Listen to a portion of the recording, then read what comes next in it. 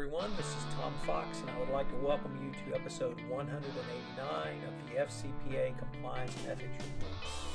Today, I am pleased to announce the new website I have had created, FCPA Compliance Report. In this episode, I talk about the reasons that I created this consolidated website and my new role as a compliance evangelist, focusing on social media tools as a way to get the message about compliance out to compliance practitioners across the globe. It is a very exciting announcement for me, and I hope that this podcast will give you a better sense of why I've created this new website and what I hope to accomplish with it. I hope you will continue this journey with me in compliance, and you will enjoy episode 189 of the FCPA Compliance and Ethics Report. Thank you. Hello everyone, this is Tom Fox, welcoming you to this episode of the FCPA Compliance and Ethics Report. As I indicated in my introduction to this show, today I wanted to speak with you about the new website I have created, fcpacompliancereport.com. It's a location where I have been able to consolidate my various social media offerings to you in one place where you can go to and hopefully get the nuts and bolts and items, all things related to FCPA compliance and ethics. I've done this for a couple of reasons. The first was to try to consolidate everything in one site, but more importantly, it's what I see my role going forward as a compliance evangelist. And by this I mean that I see anti-corruption compliance as a business solution to a legal problem. I've seen this work in a variety of industries, and I think that this is the way that businesses need to move forward, and I want to try to evangelize for this business solution to a compliance issue, which of course is really a legal issue if you look at it in terms of the FCPA. So today I'm announcing my new role as the compliance evangelist. It's a new chapter for the FCPA Compliance and Ethics blog. It's a new chapter for the FCPA Compliance and Ethics Report. And it's certainly a new chapter for me.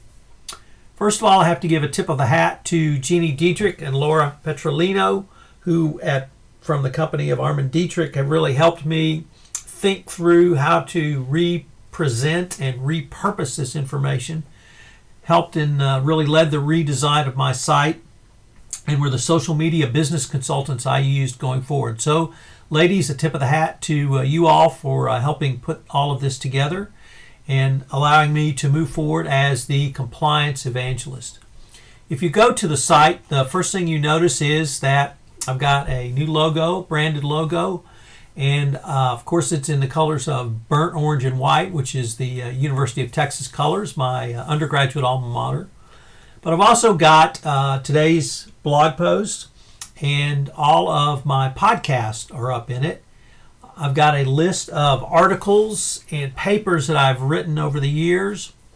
I've got information on my books. I've gotten information on my training. I have FCPA Masterclass training that I've just initiated, and indeed we'll have the first session on September 10th and 11th here in Houston. So there's lots of great information there. One of the things that I am most excited about is I now have the ability to provide white papers to you. As many of my blog readers know, sometimes I get interested in a subject and I get a little carried away, and I'll start with 1, 2, or 3 blog posts, and then it turns into 4, 5, or 6. So I recently did a series on how do you do compliance in an economic downturn, for instance.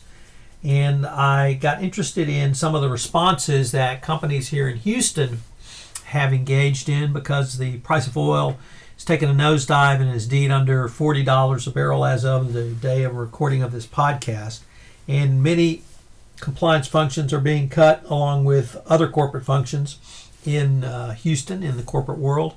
So I took a look around at some of the specific steps that compliance practitioners, chief compliance officers, and others are using to try to do compliance in a more efficient, yet a more business risk management strategy going forward. And this I've collected all of my writings along this area into one white paper, and that's available to you on my website. So if you will go there and check it out, under the Articles and Papers tabs, you will find a download is available to get the paper I've entitled Learn the Keys to Robust Compliance During a Economic Slump. This white paper will be available until the end of September. So this is just one of the things that I've wanted to do. I get interested in a topic. I want to do a long form article. There's not too many places where you can really put 3,000, 6,000 word article out there in an efficient manner.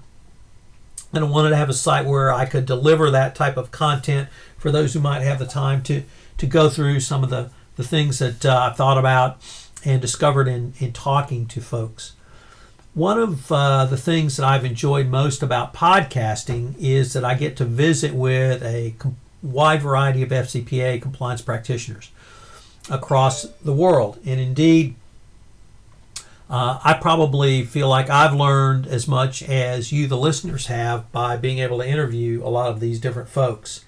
It's been a real privilege to meet some of these people, even if it's only virtually.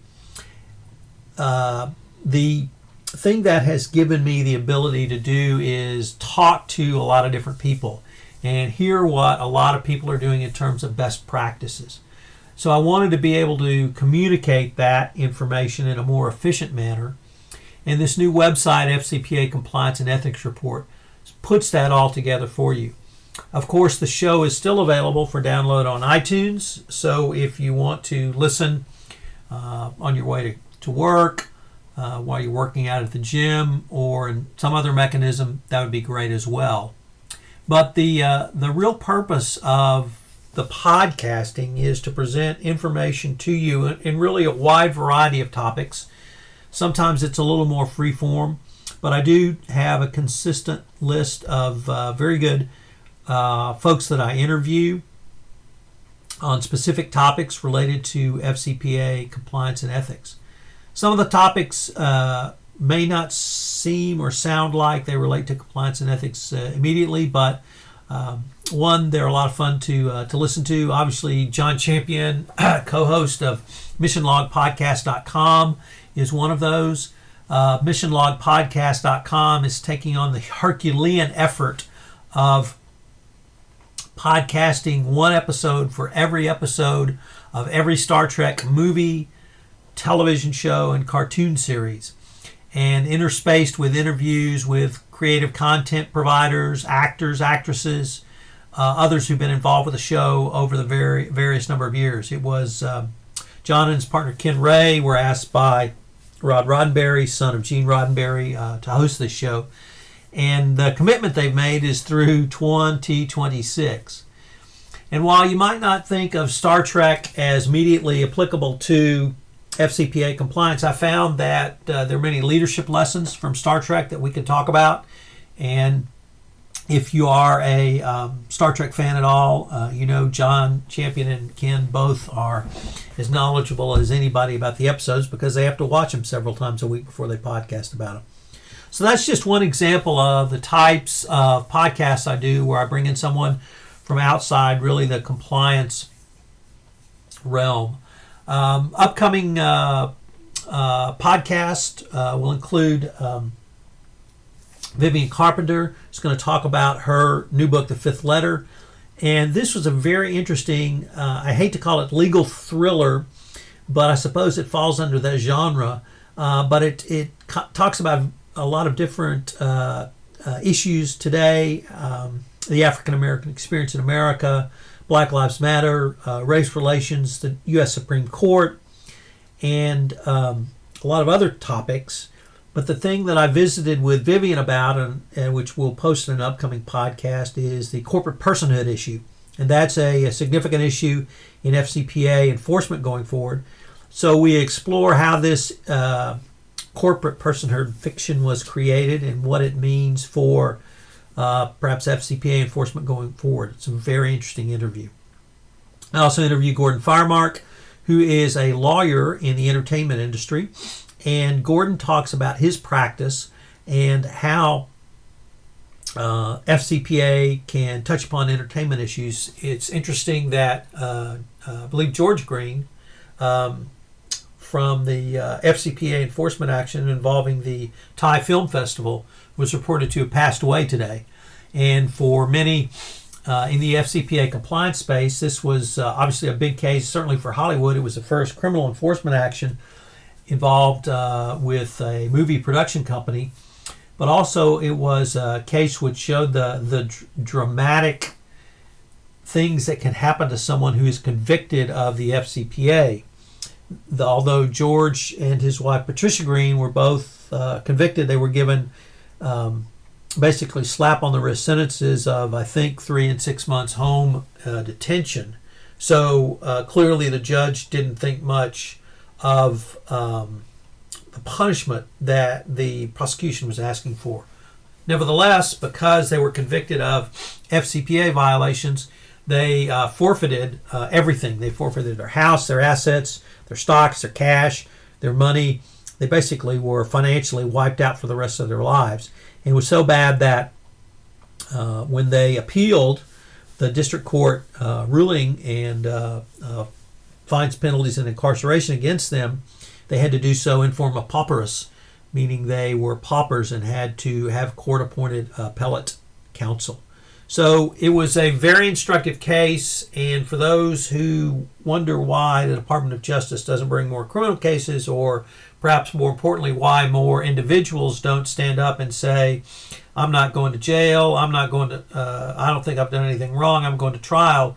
Here's the reason, or at least that's certainly a reason going forward, is George and Patricia Green. So these are the kinds of things that we get to talk about. These are the kinds of things that I think are important for understanding FCPA enforcement going forward. This new site allows me to bring those types of issues in front of you.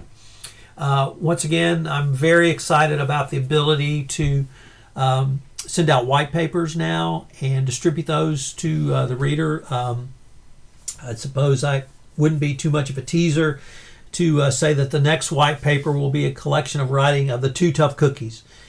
And if you've been reading my blog site over the past couple of years, you know that these ladies have come in and they are compliance practitioners. They are certainly tough ladies, and they have presented real world and real life scenarios that they have faced in the compliance realm and as compliance practitioners. And their stories speak certainly more broadly than the simply anti-corruption compliance, lots of business ethics, but lots of leadership lessons in there as well. So I've convinced them that they need to collect their writings, and they're putting those together in a piece, and that will be my next white paper. So I hope that you will look forward to that as well. On my articles and papers, if I have copies of them, I'm certainly happy to share those with you. So if there's a specific paper that you want, you can send me an email and I can shoot you a copy of it if that's something that I have access to. Also, of course, are my various books that I've written. I am a prolific author, write several ebooks a year, and my last large hardbound or paperbound book, Doing Compliance, really lays out the nuts and bolts of compliance. So I hope you'll check out the book section as well. My FCPA Masterclass training, I mentioned that earlier. I'm very excited about doing this masterclass training. I've wanted to do it for some period of time. There's really nobody else out there talking about the nuts and bolts of FCPA compliance. How do you do compliance inside of a corporation? I'm one of those people that thinks FCPA compliance is actually easy. It's actually simple. It may not be easy, but it's certainly simple. And all you have to do is put the processes, procedures, and policies in place. And in the FCPA Masterclass, I teach you how to do that. So I hope you'll check out the training as well. I've also got a list of the podcast, obviously. And my last episode, for instance, is up, and I hope that you will continue to check that out. So I'm very excited about this new site. I'm very excited as I turn to this new chapter in my own journey through compliance. I really want to be an advocate for you, the compliance practitioner. I want to evangelize about compliance. The solution providers out there are a huge part of exactly that, the solution to FCPA compliance, whether the companies be a software as a service provider, whether they be a hardware provider, whether they be an investigative firm, whether they be a service provider. So I'm going to try to bring to your attention the types of solutions that are out there for FCPA compliance. Once again, it's simple. Don't pay bribes. The easy part, or the part that rather is not easy, is how do you put those processes and procedures in place? And the product and service providers in the FCPA compliance and ethics space are part of that solution. So I'm going to try to bring that information to you going forward as well. It's a really exciting opening and change and new chapter for me. I hope that you will continue to join me in this journey going forward. I would love to have your feedback on my new site or anything that you might want or need. I am developing a list of questions for my next mailbag podcast episode, which I will do at the end of August. I'm going to do a mailbag episode at the end of each month. So if you have any questions that you would like explored on a podcast, if you would email those to me.